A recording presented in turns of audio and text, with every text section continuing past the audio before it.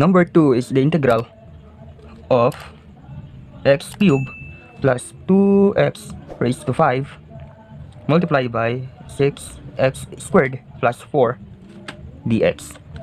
Okay? Let u is equal to x cubed plus 2x. Differentiate, we have du is equal to 3x squared plus 2. Okay? And dx.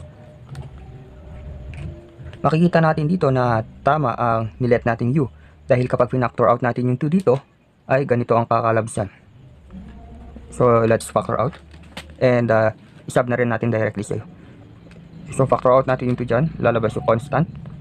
Integral of u raised to 5 multiplied by 3x squared plus 2 dx.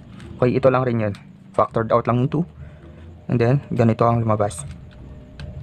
It means na itong part na to ay equal to du dahil pareho dito. So, isub ko na rin directly.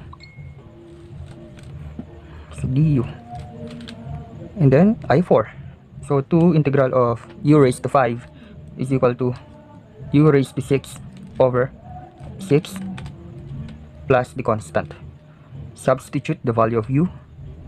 So, 2 multiplied by u raised to 6 is x cubed plus 2x raised to 6 over 6 plus the constant.